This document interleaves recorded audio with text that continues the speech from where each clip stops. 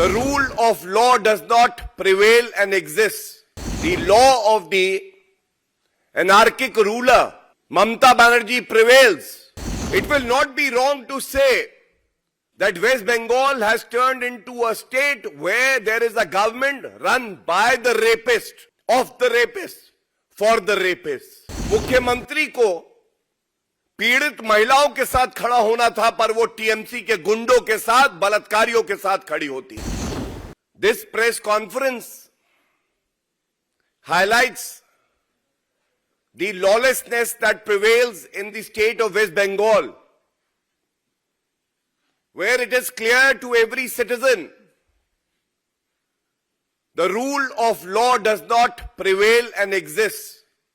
Rather, the law of the anarchic ruler,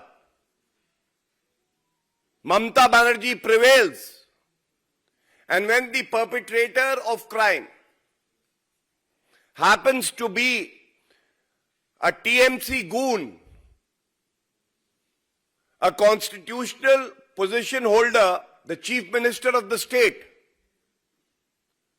doesn't even care to uphold the dignity of the women of the state, the Hindu women especially, being targeted by goons of Shahjahan Sheikh, the absconder. सबसे पहला तथ्य जो आपके समक्ष पश्चिम बंगाल में ये कहना गलत नहीं होगा, आज वहां की जनता कह रही है, जंगल राज कैसा होता है? बिल्कुल ममता राज जैसा होता है. जंगल राज कैसा होता है? बिल्कुल ममता राज जैसा होता है. जहां पे पुलिस बल के शस्त्र तो झुक जाते हैं,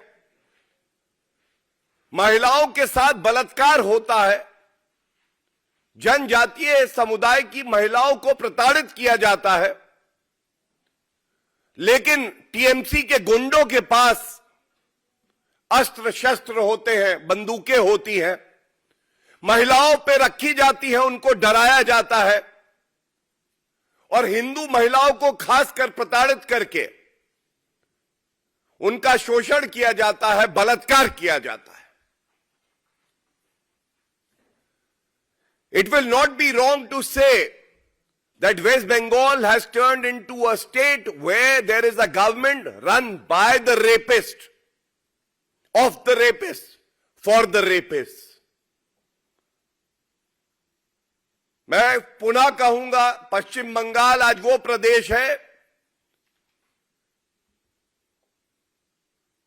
जो सरकार बलात्कारियों को संरक्षण दे, पुलिस को कमजोर करे, महिलाओं की गुहार लगे और एक महिला होने के नाते मुख्यमंत्री को पीड़ित महिलाओं के साथ खड़ा होना था, पर वो टीएमसी के गुंडों के साथ, बलात्कारियों के साथ खड़ी होती.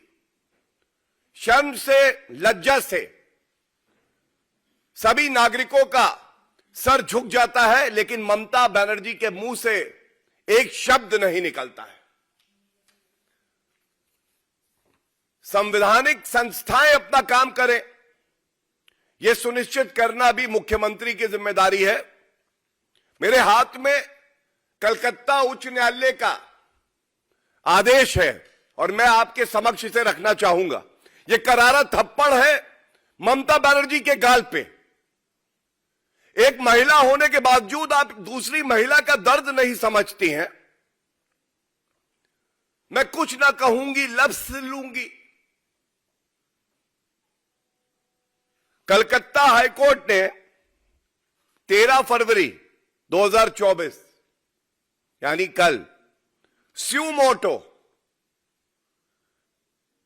ये जो सारे बलात्कार के मामले सामने आए हैं, एफआईआर नहीं लिखी जा रही, गुंडा राज है, ममता बनर्जी चुप है, टीएमसी के गुंडे बंदूक लेके महिलाओं को डरा के उनके साथ बलात्कार कर रहे हैं, उनका यौन शोषण कर रहे हैं, उसका संज्ञान लिया है. और कुछ अंश इस आदेश के आपके समक्ष बड़ी जिम्मेदारी से मैं रखता हूं.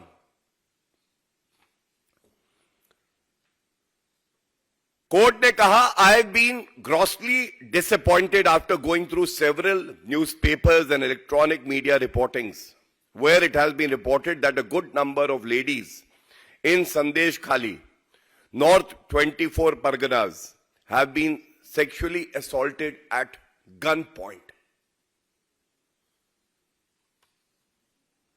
इसके बाद आगे वो कहते हैं, it has also been alleged in the newspapers, namely Anand Bazar, Indian Express and many other newspapers including different electronic media on 9th of February 2024 as well as on 10th of February that the tribal lands were taken away forcibly in violation of all legal formalities and laws.